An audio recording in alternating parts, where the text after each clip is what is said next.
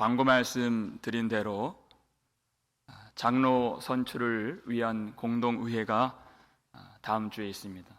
우리가 이 일을 위해서 기도해야 될 줄 믿습니다. 하나님의 뜻에 합한 장로를 세워 주옵소서.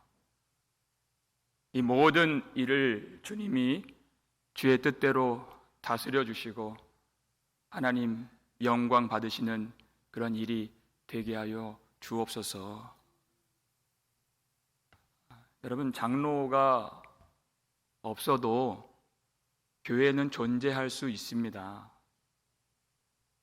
그러나 성령과 지혜로 충만하여 주님을 사랑하는 이 말씀의 기준에 부합한 온전한 장로가 세워지게 된다면 모든 성도들은 우리 주 예수 그리스도 안에서 행복하게 신앙생활할 수 있는 건강한 교회가 될 수 있는 것입니다. 하나님이 우리에게 부어주시는 그 모든 영적인 축복을 온 교회가 누릴 수 있게 되는 것입니다. 그렇기 때문에 이 일이 너무나도 중요하고 우리가 주님을 바라보며 반드시 기도해야 될 줄로 믿는 것입니다. 두 번이나 사도 바울은 그 자격에 대해서 책망할 것이 없다 그랬어요. 비난받을 만한 일을 하지 않고 모든 사람들에게 좋은 평판을 가진 자라야 한다. 여러분, 완벽한 사람은 없습니다. 그렇지만 그의 삶이 하나님의 말씀의 권위를 훼손시키는 그런 삶이 되어서는 안 되고 그런 사람은 자격이 없다는 것입니다. 왜냐하면 장로는 모든 하나님의 양무리들을 주님께로 인도하는 목자이기 때문입니다. 꼭 장로가 아니어도 우리는 충성스럽게 주님께 충성하며 섬길 수 있는 것입니다. 그러나 특별히 장로는 인도하는 목자이기 때문에 만약 그가 책망할 일이 있다면 우리가 믿는 이 복음의 도가 비방을 받게 되고 그 성도들을 인도할 수 있는 힘을 잃어버리게 되기 때문에 하나님께서 기뻐하시는 이 교회로 나아갈 수가 없게 됩니다. 과연 어떤 직분을 갖고 있는 사람들인가? 베드로전서 5장 3절 말씀 보시면 함께 읽겠습니다. 맡은 자들에게 주장하는 자세를 하지 말고 양 무리의 본이 되라. 아멘. 양 무리의 본이 되는 것이, 여기 장로에 대해서 아주 중요한 이 두 가지 말씀을 베드로 사도가 전해주고 있습니다. 맡은 자들에게 주장하는 자세를 하지 말고, 무슨 뜻입니까? 교회를 사랑하는 마음이 있죠. 우리 교회에 대한 자긍심이 있어요.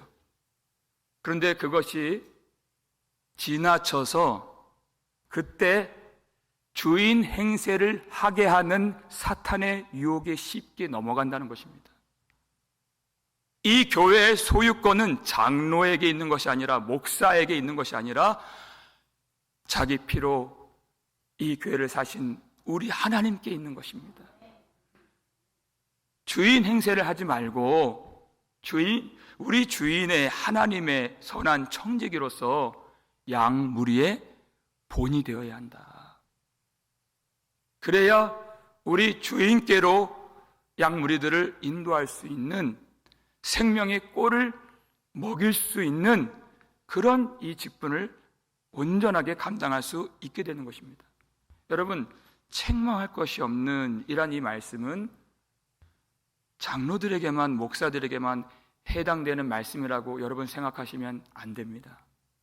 디모데전서 6장 14절 말씀을 보시면 읽겠습니다. 우리 주 예수 그리스도께서 나타나실 때까지 흠도 없고 책망받을 것도 없이 이 명령을 지키라. 아멘. 누가요?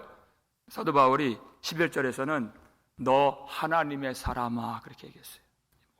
모든 예수 그리스도를 믿으며 주님 다시 오심을 기다리는 모든 주의 백성들을 향해서 주님 오실 때까지 책망받을 것이 없이 이 명령을 지키라 하는 것입니다.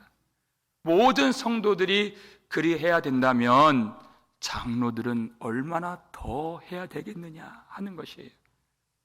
그러니까 세워질 장로들은 이 세상에서 어떤 지위를 가졌는가, 우리 그걸 따지지 않습니다. 얼마나 많은 교육을 받았는가, 얼마나 많은 돈이 있는가, 혹은 남들과 다른 어떤 은사가 있는가까지도 우리는 따지지 않습니다.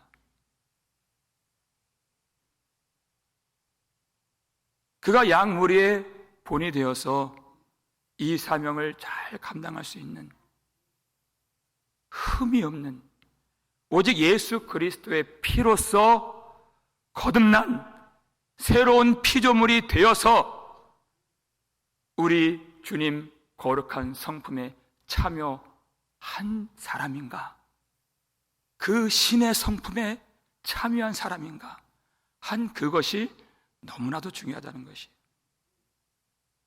그렇기 때문에 육신의 사람이 되어서는 안 된다.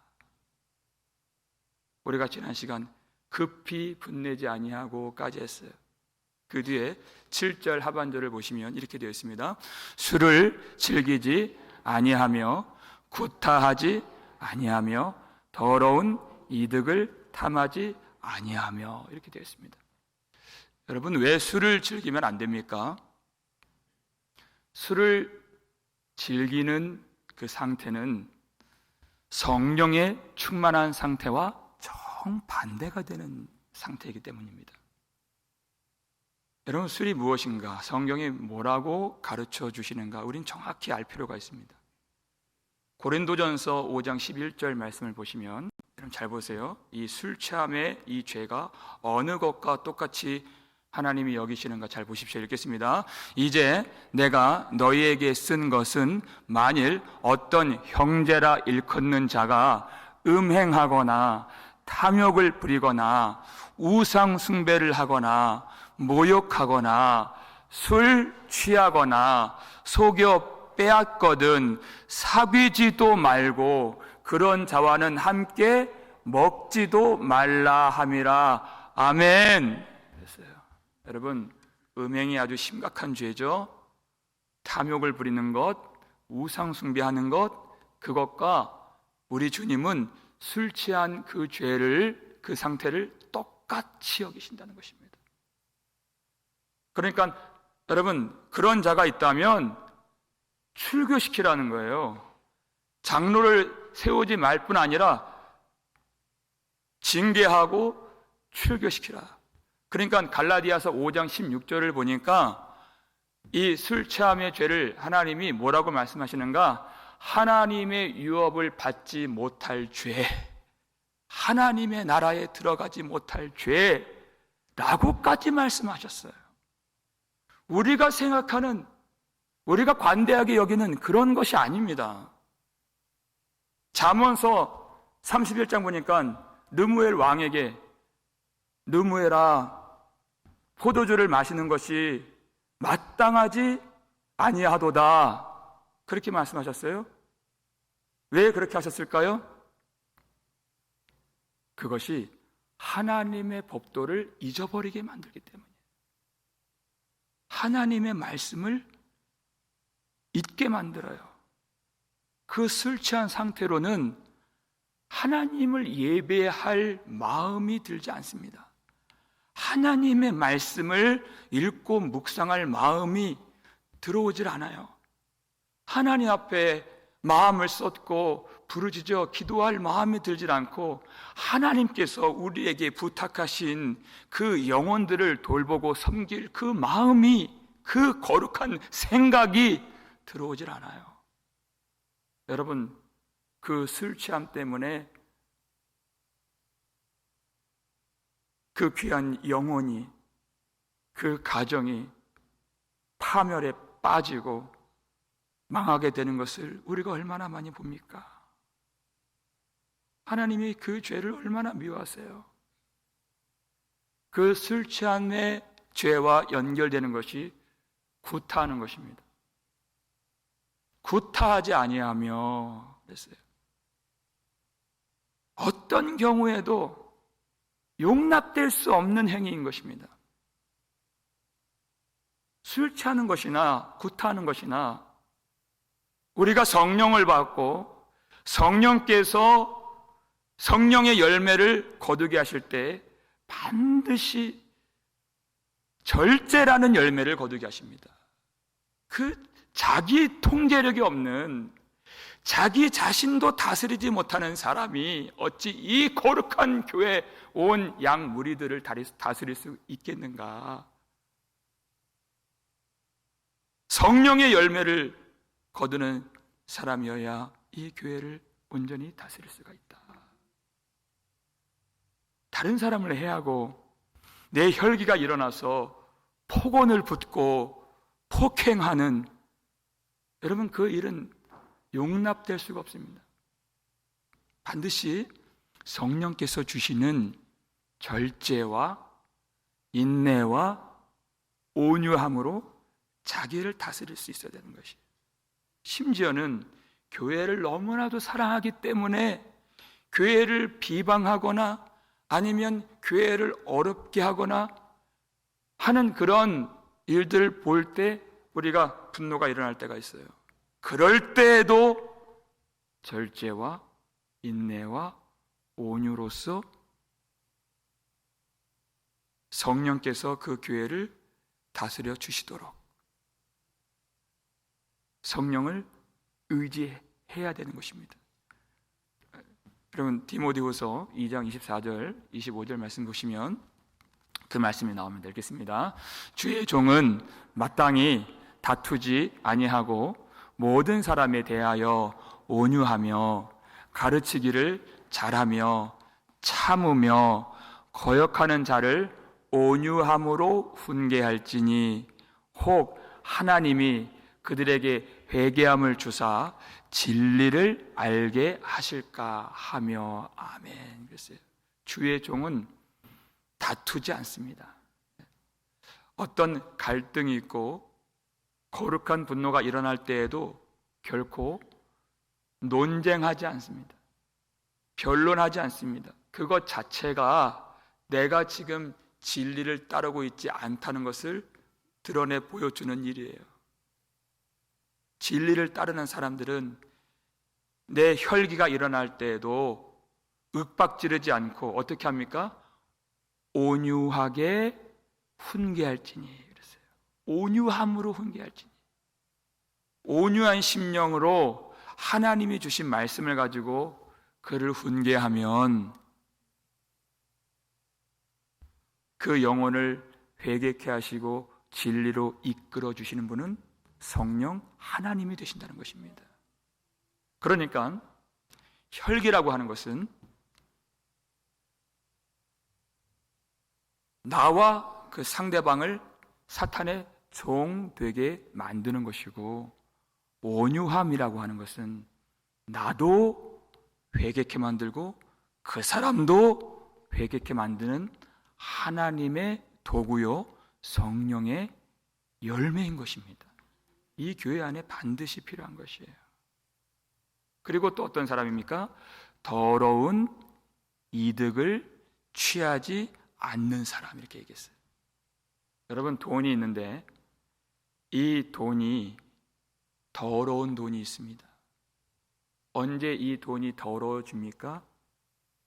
우리 주인 되신 예수 그리스도가 보이지 않고 그 돈만 보이기 시작하면 그때부터 그 돈은 더러운 돈, 나를 유익하게 만드는 것이 아니라 나를 죽이는 더러운 돈이 되는 것이에요.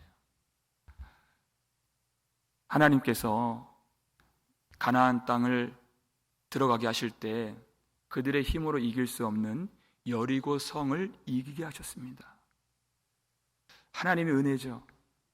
그 성에서 모든 금과 은과 동과 철 기구들을 여호와의 집 곳간에 다 드리도록 명령하셨어요. 그 모든 승리의 전리품들 하나님께 영광을 돌리며 주님께 그 곳간에 다 들어가게 하는 것입니다. 근데 그때 여러분 아시죠? 아간이라고 하는 그 한 사람이 마음에 탐욕을 품었어요. 그리고 남들 몰래 거기에 있는 물건들을 훔치고 자기 집에 가져갔습니다. 그리고 나서 상대적으로 여리고 성보다 훨씬 더 작은 아이성 전투에서 이스라엘 백성들이 판판이 깨졌습니다. 이스라엘 백성들 한 사람은 대적들 1000명을 대적할 수 있는 한 사람이에요. 그런데 무려 아이성 전투에서 36명이 죽임을 당했습니다. 그러니까 여호수아 그리고 그 장로들이 옷을 찢으며 땅바닥에 엎드려 티끌을 머리에 뒤집어 쓰고 저녁 늦게까지 하나님께 부르짖었습니다. 그랬더니 하나님께서 이런 말씀을 주세요. 여호수아 7장 11절 말씀 보시면 읽겠습니다. 이스라엘이 범죄하여 내가 그들에게 명령한 나의 언약을 어겼으며 또한 그들이 온전히 바친 물건을 가져가고 도둑질하며 속이고 그것을 그들의 물건들 가운데 두었느니라. 그 패배의 요인은 도둑질 때문이다. 온전히 여호와께 바쳐진 그 물건을 가져갔다. 그런데 우리도 알고 있습니다. 아간이 범죄했어요. 하나님도 아간이 범죄했다는 사실을 나중에 가르쳐 주세요. 그런데 뭐라고 말씀하십니까? 이스라엘이 범죄하여 이 백성들 전체가 다 범죄했다 이렇게 말씀하신 것이. 왜? 이것이 교회입니다. 교회는 한 몸이에요. 어떤 한 사람이 탐욕을 품으면 온 공동체가 고통을 당하게 되는 것이에요. 거룩한 땅으로 더 이상 전진할 수가 없고 그 싸움에서 패배할 수밖에 없는 것입니다. 그렇다면 그 탐욕을 품은 그 아간은 어떻게 되겠습니까? 그가 훔친 시날산의 아름다운 그 외투 입어보지도 못하고 그가 훔친 그 은과 금덩이 써보지도 못하고 땅에 묻어두었다가 그 모든 죄가 발각되어서 아골 골짜기에서 돌에 맞아 죽임을 당하게 되는 것이에요. 그것이 그를 죽이는 더러운 이득이 되는 것입니다. 그만 죽나요? 온 공동체가 고통하고 하나님의 영광과 승리를 보지 못하게 되는 것이에요. 어떤 사람이 장로가 되어야 하는가?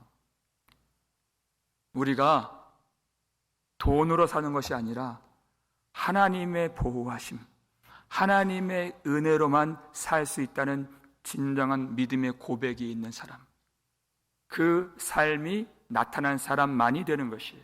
그래서 히브리서 13장 5절 보시면 이 믿음입니다. 읽겠습니다. 돈을 사랑하지 말고 있는 바를 족한 줄로 알라. 그가 친히 말씀하시기를 내가 결코 너희를 버리지 아니하고 너희를 떠나지 아니하리라 하셨느니라. 아멘. 돈을 사랑하지 말고 있는 바를 족한 줄로 알라. 그 시날산의 아름다운 외투가 우리에게 왜 필요하겠습니까? 있는 바를 족한 줄로 아는 것이. 술 취하는 것과 이 탐욕은 똑같은 것입니다. 돈의 통치를 받는 사람은 우리를 모든 진리로 이끌어 주시는 성령의 통치를 받을 수가 없다는 것이에요. 오직 우리를 살리시는 분은 여호와 하나님이십니다. 그 믿음을 가지고 이 교회를 인도하고 돌보고 섬기는 장로가 되어야 영원한 생명이신, 영원한 기업이신 우리 아버지 하나님께로 온전히 성도들을 그 믿음으로 이끌어갈 수 있다는 것이에요.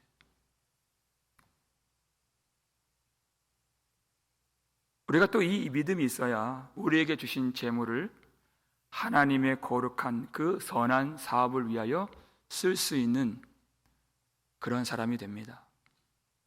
8절 말씀을 보시면 읽겠습니다. 오직 나그네를 대접하며 선행을 좋아하며 신중하며 의로우며 거룩하며 절제하며. 아멘.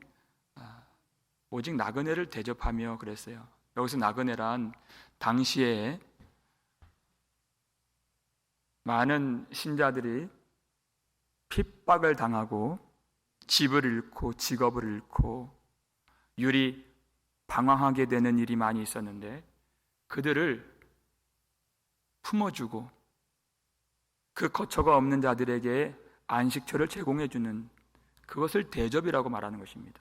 뿐만 아니라 당시에는 환란이 많이 일어났는데, 전염병과 같은 큰 환란, 전쟁과 같은 기근과 같은 그런 환란 속에서 그 사람이 믿든지 믿지 아니하든지 굶주린 이웃들이 있다면 그들을 품어주고 필요한 양식을 제공해주는, 그것을 대접이라고 말하는 것입니다. 우리에게 주신 그리스도의 사랑을 눈에 보이는 그런 실체가 있는 도움과 섬김으로써 그렇게 나그네를 영접해 줄 때 우리를 참으로 하나님의 백성 그리스도인이라 불러주신다는 것이에요. 그것은 재물이 많기 때문에 그렇게 섬기라 하신 것이 아닙니다. 성경을 보면 하나님께서 그 나그네를 대접해야 될 이유를 뭐라고 말씀해 주셨느냐면, 너희가 애굽 땅에서 나그네로 살았던 것을 기억하며 나그네를 대접할 줄 알아야 된다. 우리가 고아였는데 아버지께서 우리를 고아같이 버려두지 아니하시고 친히 우리의 아버지가 되신 그 은혜를 받았다면, 우리가 나그네이지만 우리 아버지께서 우리를 친히 인도해 주셔서 주님의 본향으로 이끌어 주시는 그 은혜가 우리 가슴 속에 품어져 있다면 그 은혜를 베푸는 삶이 되어야 한다는 것입니다. 주님의 질문은 그 은혜를 아느냐 하는 것이에요. 그 은혜를 알고 나그네를 대접하는 것은 곧 주님께 대하여 한 일이다. 주님 이렇게 말씀하시죠. 마태복음 25장을 보면 구원받는 성도들에게, 양들에게 너희는 내가 줄일 때 먹을 것을 주었고 목마를 때 마시게 하였고 나그네 되었을 때 영접하였고 헐 벗었을 때 옷을 주었고 병 들었을 때 돌봐 주었고 옥에 갇혔을 때 와서 봐 주었느니라. 그랬더니 양들이 우리가 언제 그랬습니까? 그랬더니 주님께서 여기 내 형제 중 지극히 작은 자 하나에게 한 것이 곧 나에게 한 것이니라. 이게 주님의 말씀이에요. 지극히 작은 자 하나에게. 여러분, 지금 오늘 이 순간에도 우리는 주님의 은혜를 따라서 대접할 수가 있습니다. 이 교회 안에서도. 심한 고통을 당하고 눈물을 흘리는 어떤 성도를 찾아가서 날마다 새벽마다 다가가서 손을 잡고 눈물로 기도해 주시는 장로님이 계세요. 그 일이 하나님이 기뻐하시는 대접이 되는 것이에요. 말씀을 듣기 위하여서 이 교회를 처음 방문한 그런 사람들이 있습니다. 그런데 무엇 때문에 그리합니까? 주님의 은혜가 있기 때문에 반갑게 인사를 건네고 친밀하게 그를 친교실로 인도해 주어서 하나님의 사랑이 무엇인가 나타내주는 그런 분들이 계세요. 그것이 오늘 우리가 할 수 있는 나그네 대접인 것이에요. 그 일은 사람에게 하는 것이 아닙니다. 우리를 구원하신 주님을 보면서 하는 것이에요. 주님께 하는 일이에요. 우리는 다 주님을 만나길 원하고 다 주님을 찾기를 원합니다.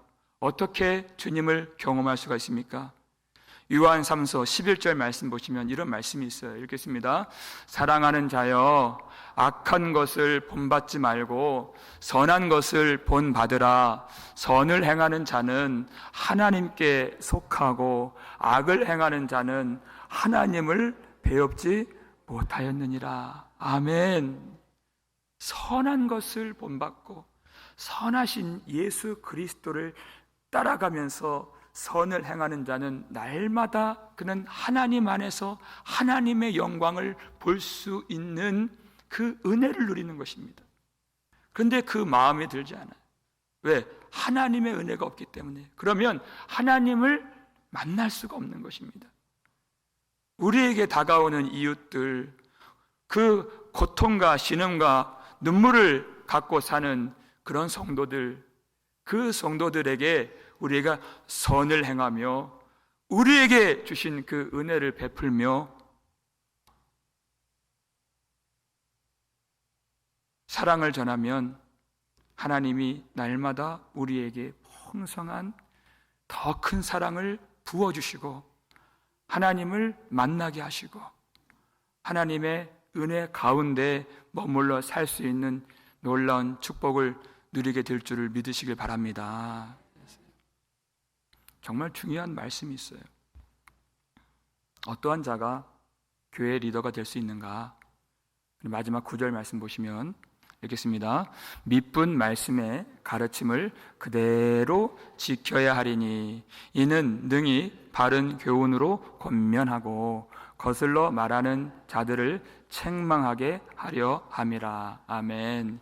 제가 설교 서두에도 말씀을 드렸지만 여러분, 이 장로의 자격 쭉 읽어보면 우리 모든 성도들이 다 그리해야 되는, 우리에게 다 적용해야 되는 말씀들이에요. 그런데 딱 한 가지, 이 9절 말씀으로 성도들을 양육하고 가르치는 것은 장로들에게만 주신 임무인 것입니다. 아주 특별한 것이. 이 일을 하기 위해서는 말씀으로 무장되어야 하는 것은 말할 것도 없는 것이. 말씀으로 무장되어야 거짓된 가르침으로 교회를 미혹하고 뒤 흔들려고 하는 그 세력들을 물리치고 책망하고 교회를 건강한 말씀으로 돌보고 지킬 수 있는 것입니다. 그런데 말씀은 지식으로 내가 배워서 그것을 말로 전하는 그런 것이 아니라는 것입니다. 믿으신 말씀의 가르침을 어떻게 그대로 지켜야 할지니 그랬어요. 말씀을 어떻게 이 교회 안에 심고 이 양무리들을 말씀으로 인도할 수 있을까? 어떠한 상황이 와도 하나님의 이 거룩한 말씀을 그대로 지키는 것이 흔들림이 없이 끝까지 견실하게 이 말씀을 붙드는 그 순종하는 믿음이 있을 때 이 교회를 바른 말씀으로 이끌어갈 수 있는 것입니다. 우리 구주 예수님 날마다 제자들에게 말씀을 가르치셨죠. 그런데 그 가르치심이 언제 온전케 되었습니까? 우리 예수님께서 아버지의 말씀에 온전히 순종하는 아들이 되셔서 십자가에서 죽임을 당하셨을 때 그 십자가로 말미암는 그 보혈로 모든 제자들의 죄를 씻어주시고 성령의 부으심으로 그들이 예수 그리스도의 그 가르침을 깨닫고 그 말씀 안에서 순종하는 참 믿음의 사람이 된 것입니다. 교회는 이렇게 변화될 수 있는 것이, 이 말씀을 온전히 깨닫는 것은 말할 것도 없고 그대로 지켜 행하는 것이. 그렇기 때문에 날마다 사람들이 보지 않는 그때에도 우리 주님과 동행하고 말씀으로 교제하는 것은 너무나도 중요한 것이에요. 교회 리더들이 말씀에 붙들려 있으면 모든 성도들이 말씀으로 나아가게 되는 것입니다. 교회 리더들이 모든 예배에서 양무리의 본이 되고, 가정생활에서 양무리의 본이 되고, 모든 도덕성에서도 양무리의 본이 되고, 인격적으로도 양무리의 본이 되며, 주님의 피로 사신바된 이 교회를 섬기고 충성하는 모든 봉사에도 양무리의 본이 될 때에 이 교회를 말씀으로 든든하게 세워가시는 성령의 은혜를 우리가 다 경험할 수 있는 줄 믿으시길 바랍니다. 그런 사람이 세워져야 된다는 것입니다. 이것이 하나님의 말씀입니다. 여러분, 장로가 된다는 것은 내가 명예를 얻고 내가 높임을 받는 그 일이 아닙니다. 무엇입니까? 십자가 지는 겁니다. 십자가를 지는 것이 우리 주님의 길을 따라가는 것입니다. 그래서 제가 이 말씀 준비하면서 참 두렵고 떨리는 마음이 들었습니다. 하나님이 이렇게 교회를 생각하시는구나. 자기 피로 사신 이 교회를 이렇게 사랑하시고 이렇게 돌보길 원하시는구나. 그 마음이 느껴지니까 너무 두려웠어요.